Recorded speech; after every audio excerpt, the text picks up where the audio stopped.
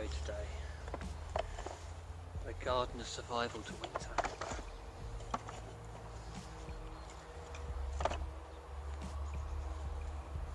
It's about 2 over freezing today, and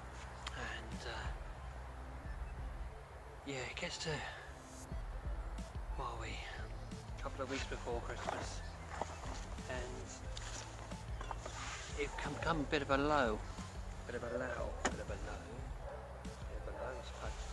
for gardeners. From speaking to other gardeners and what I read on social media, the telephone calls start drying up.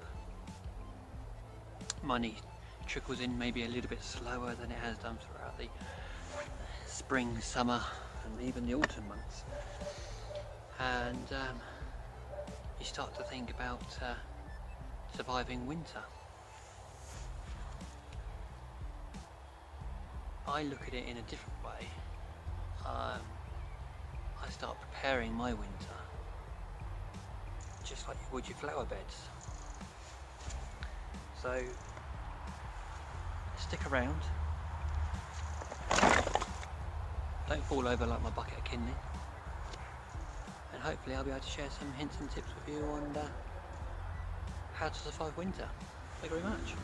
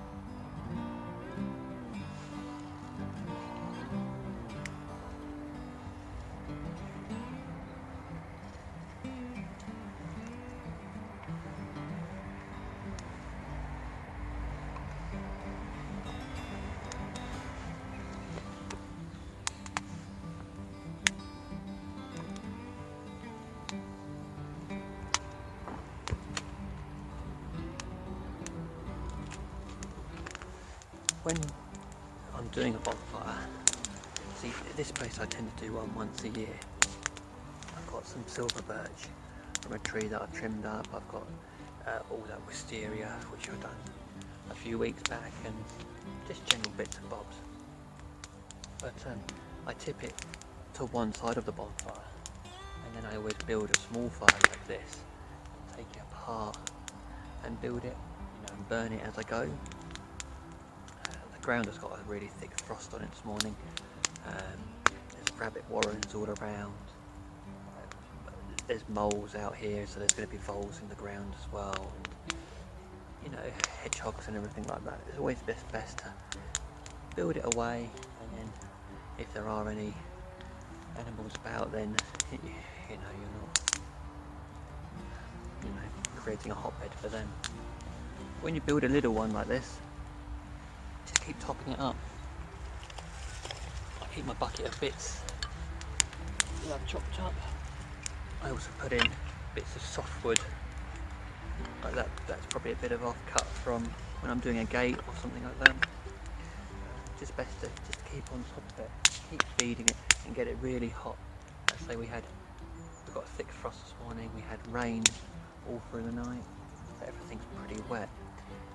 I mean, things are looking hopeful so far, but you want to get it really hot before you commit to chucking everything on there. And also, it's very still today. Not much of a blow going through. So if I can't get it going, but I managed to get a good hot centre, I'll show you a little trick later on to what I do to get the bonfire really going. I can add some extra bits to it.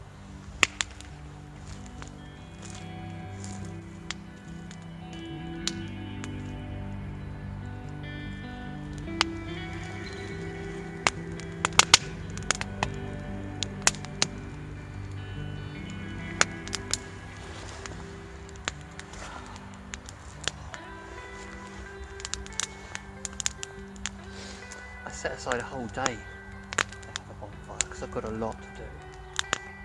I set aside a whole day to do it. I like to keep on top of it, keep it contained and under control. I like to enjoy it as well.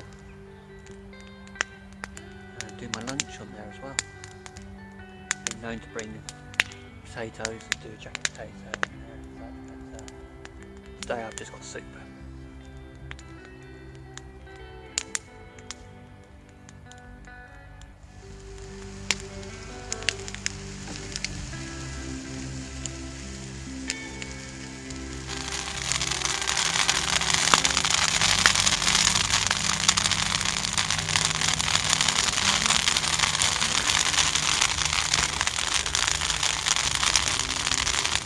I didn't feel Christmassy before. I do it a little bit now. That bay that I'm put on that crackling because it's damp, but the smell instantly is beautiful.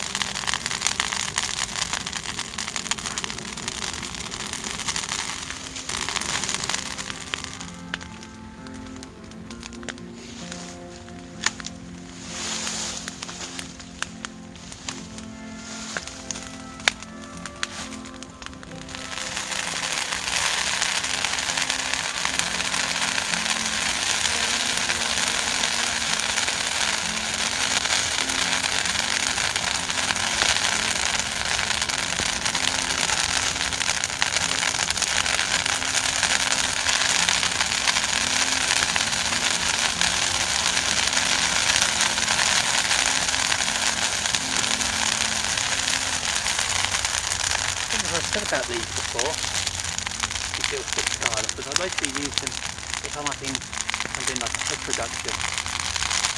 They're so small that you can get a good old, not having any problem going through the bay or through the birch there. I would recommend them. But of course you've got to keep them sharp.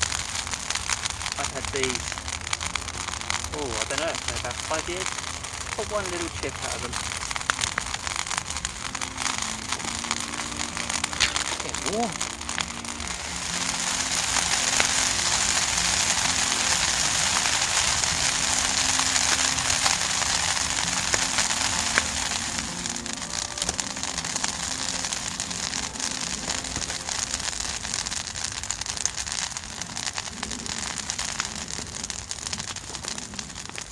Okay, just bringing over that big bit of cherry.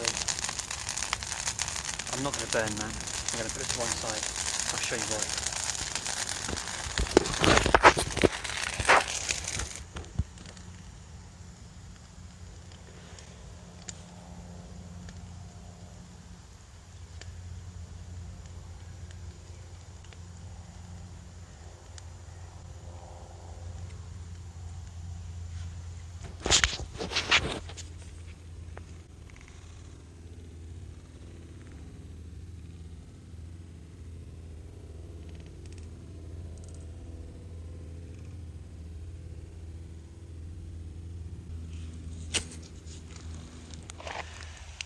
And that,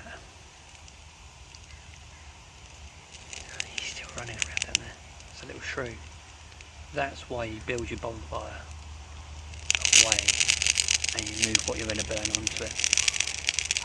Glad I could share that with you. See a little thing like that, that makes my whole day. God, I love Mother Nature.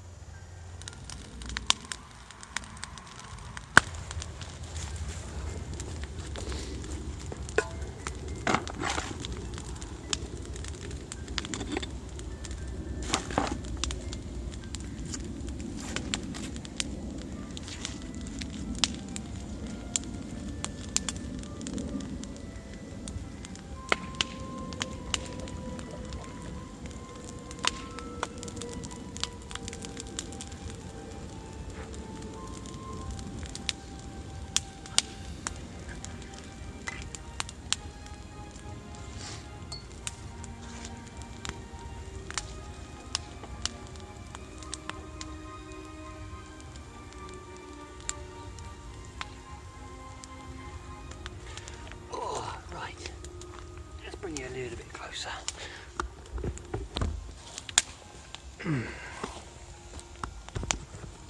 Oh, where you gone? You see the fire there? Got one of these little folding stools. So yeah, let's put you there. Yeah, there we go. Got one of these little folding stools, which my mother-in-law bought me for Christmas last year for fishing. Well, little does she know I've got a big, luxurious, deep back chair for fishing. This would be good though for if I was walking along the canal, a bit of the riverbank or whatever. Proper fishing. Just got your rod, your tackle bag or box, and a little stool. Just going for a wander. Well, anyway, just put my lunch in. Don't know if you can see it. Yeah, just in the bottom of the. Yeah, just there in the can. I put it. I leave the lid on. Well, I undo the can lid and I leave a bit of the ring pull on, just to stop any debris or limit the amount that goes in. I never shove it all the way. Text message coming in there. Hello, Jim. I'm sure you'll catch up with this at some point. A Scotsman living in Northern Ireland, conversing with an Englishman. Start of a very poor daddy joke, I think. Anyway, yes, I put it in there, and I put it on my mutt, which is the digging bar. I don't know what the actual name for it is. Got it in Kew Gardens years ago. Absolutely fantastic for getting roots out. Probably what it's meant for. But anyway, I balance the can on the end of that, then onto a log, and because I always forget my gauntlets, my fire gauntlets. Anyway, so that's ticking away lovely over there. As I say, I don't need to have big roaring fire. Anyway, you might see, but it is further away. If you saw the cable earlier on, it's further away than it looks. Although I did notice that the apple tree over there is growing into it. It's a telephone cable. It is growing into it. So that's going to be one of the jobs that I'm going to have to do. Which leads me on to actually survival of winter. And I start looking at winter work in spring. I start sort of mental logging of things that can be done and can be put off and such. As you might notice, I'm quite privileged to have lots of these big gardens with deep field borders and so on and so forth. But even in a smaller garden, there's always stuff to do. Well, there's enough to do if you've got enough gardens to get by. It's like bonfires. I'll only have one of those a year, maybe twice a year, depending on how much waste is getting produced. So there's a day's work. Apple tree pruning, if there's anything like that, that's one of the things that can be done through the winter months. We've got areas like this one here. There's areas of garden which are infested with bindweed. So one of the winter jobs that I try and do to keep on top of things is lift the plants out, which you can do. You can't do it with big, deep-rooted shrubs. And then work on the beds and pick through and try and get on top of the bindweed. That's a key winter job that I like to do. Other tree works, sort of like I'm not a tree surgeon in any sense, but things like the silver birch, they bleed very heavy if you cut them at the wrong time of year. So in winter months when they're dormant, it's a better time to get on top of them, and that's what I've done there. I've taken off the lower branches to bring the view back through over this field. You've got the compost bins. So if you've been doing your compost, you've got your turning to do of them, the sieving to do, And then in tow you've got the beds to feed up. You can give winter beds, you can do work on lawns over winter, recutting, re-establishing edging, extending beds if need be, getting those ready, doing good deep weeding. That's always a good thing to do in the winter months, because you know they're going to look good for a good period, get on top of them ready for spring. And then for the mulching for beds, you know, giving them a good feed, a bark that can go on to there, or there's products called Stulch which are out now, which is a straw mulch. It's not the cheapest thing in the world, but it suppresses the weeds. It doesn't break down as quickly as some of these barks. It looks lovely, smells nice, until you get onto your third pallet. Oh, we did a job, one of Nick's jobs a few months back, and yeah, that was, we put pallets of this stuff out, Stulch car, it's stuck in your hands for days. And then you get into more of the nitty gritty things. I mean, you've got some of the lawn works, I said about the edging and things like that, re-establishing, cutting edges, borders, things in. There's a little bit of improving that can be done. There's things like, you know, winter feeds and such, and going out of the winter months you can start looking at the scarifying and aerating and all that sort of thing. You can do aeration of lawns throughout the winter months, so where you get the fork and stick it in and jab it around. You don't have to have one of these machines. If your customers have got greenhouses, it's a good time to work on and get them all clean. So quite often enough I'll spend some time on some of the greenhouses, cleaning the windows on the insides, disinfecting, cleaning all of the tools and such which are you know, in the greenhouse. You've got your own tools to do, your own, if you're doing your own servicing on tools, but that's not the sort of thing that's going to earn you money. So yeah, you've got greenhouse work that can be done, and then you get into the more sort of I wouldn't say specialist sort of things, but jobs which are a little bit more diverse. So things like patio washing, power washing, driveways and things like that. And then you've got all the re-sanding, kiln dry and sand. You can hire power washers quite freely. You know, there's a lot of these places will, like HSS and all those sort of hire tool shops, or for a few pounds you can hire one. Before I've got a cheap electric one. It does a perfectly fine job. I mean, you can't compare it to the likes of you know, these big petrol ones which people have got, but you use it as you would expect to. It takes a little bit longer, but you know, it's getting you by. So if you can hire one, then do so. Being a little bit diverse around things. I mean, a lot of the places where I work, I'm not expected, but I take it upon myself to do other things. And there's certain jobs that I'll put back, like some of the cobble pathways that we've got here. They need to be weeded. The borders are always going to need to be reshot. God, that sun has just kicked round there. The clouds are coming in,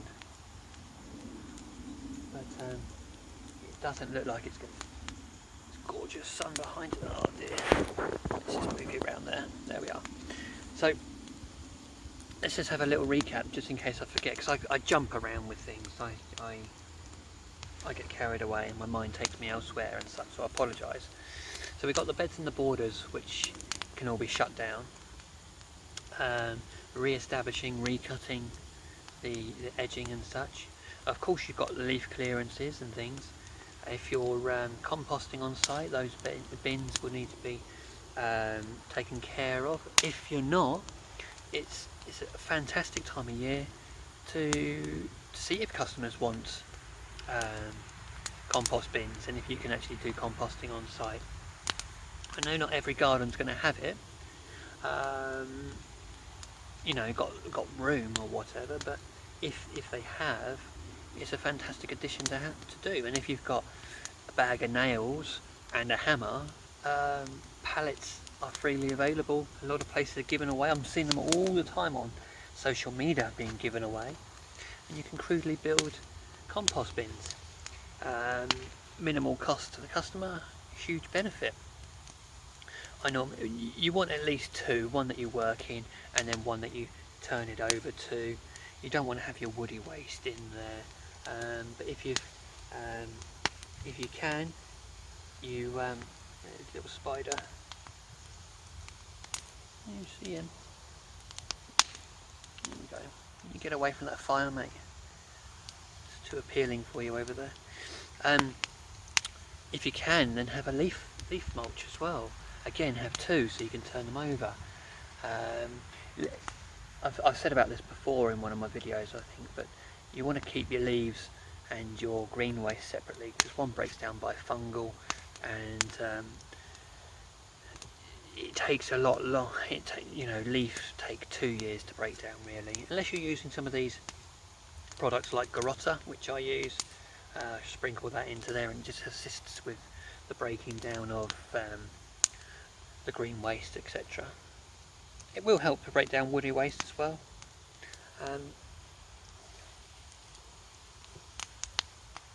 Just going to check my soup because it's bubbling.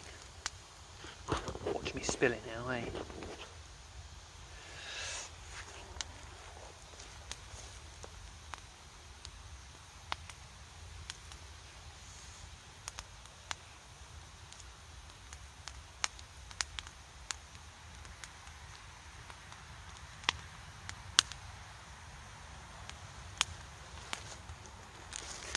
It's okay.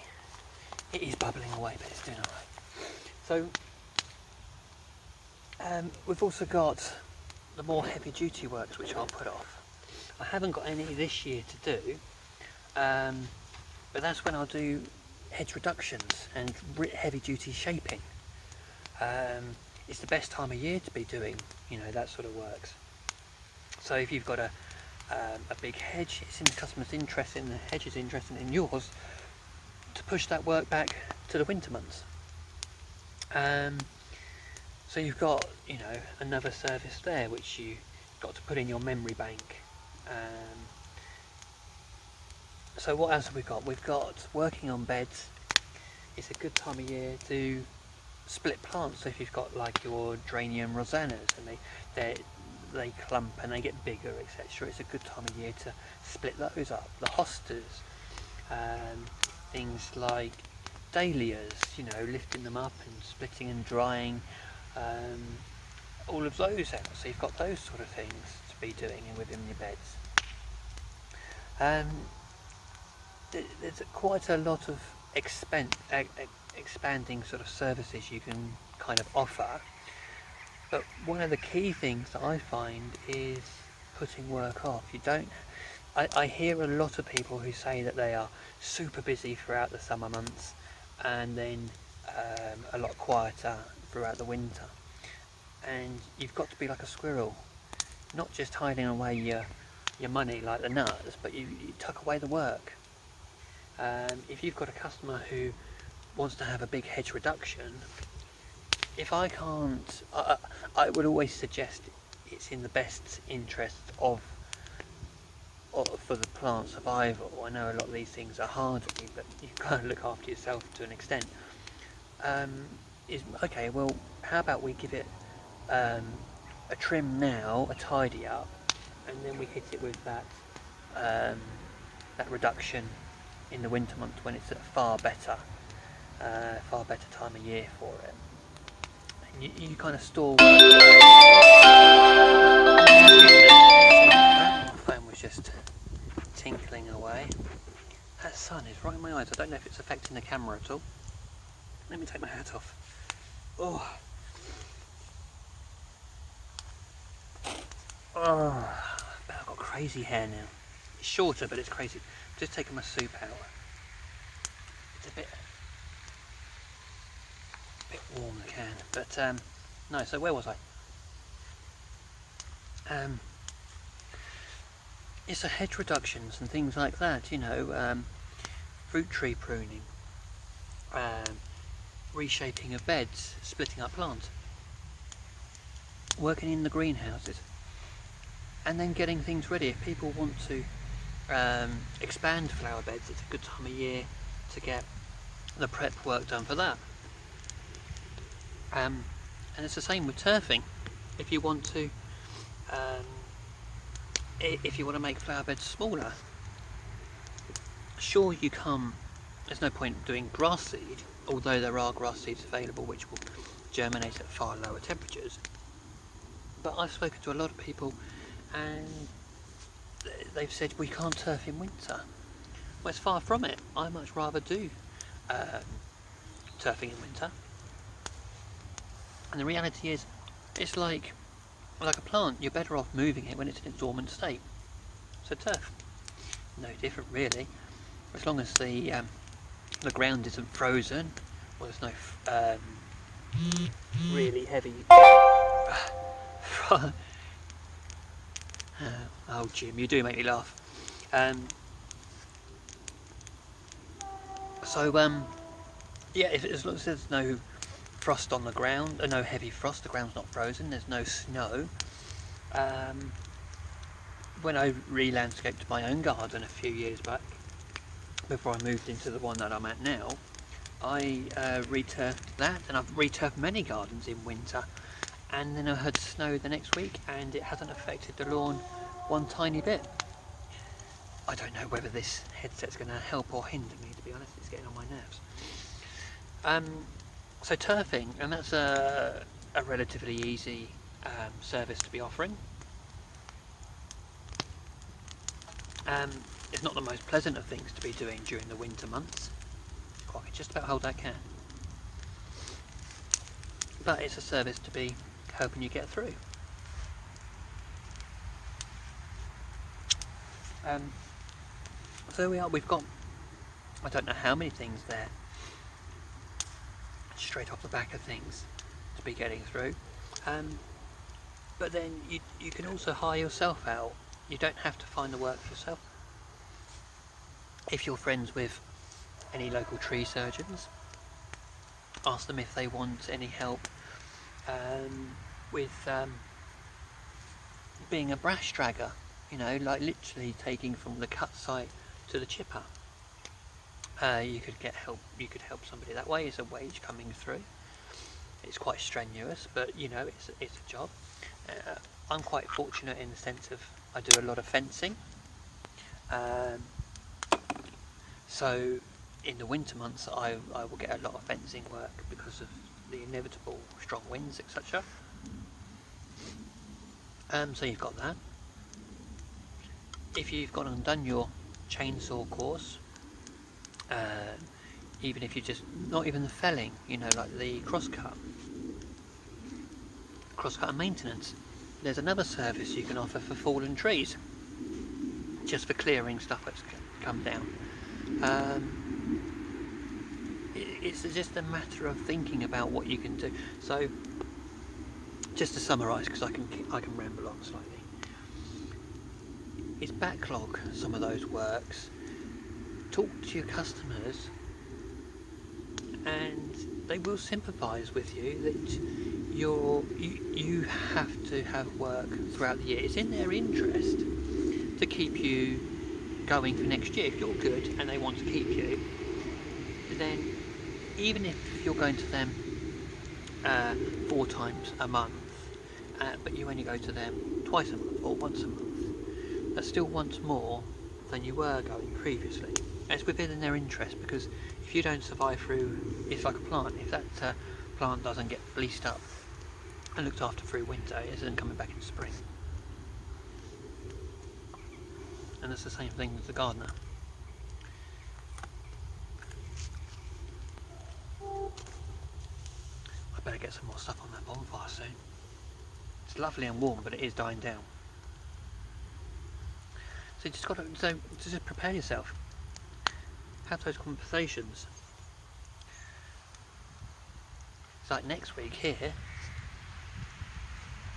the track coming down is getting holes all in it. So I'm bringing my whacker plate and I'm pothole filling. I'm privileged to have a whacker plate because I bought one for my patios and artificial lawns and such. But again, you can hire those. So there's another service if you've got that sort of thing, driveway sort of simple repairs. I know some of these don't fall within the remit of a gardener, and some of them are more of a handyman type thing, let's say.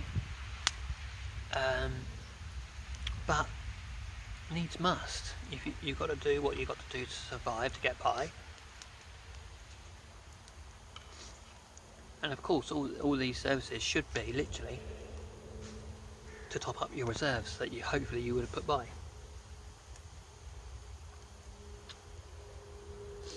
I'm going to continue with this bonfire. I hope some of those little chat has helped give in some ideas. And of course, the core thing to remember that you've got to give yourselves these little boosts at this time of year. Nights are long. I've worked till 4:30 some days and it's pitch black. It is a bit depressing. It's cold, it's wet, it's miserable. It's hard to believe, but on a gorgeous day like this, I mean, it was cold, but if you can, having a little fire like this, cooking something or warming something up over it, you know, it's little sweeteners to life that keep you going. Well, keep me going. Anyway, I'm in demand. Thank you very much for watching.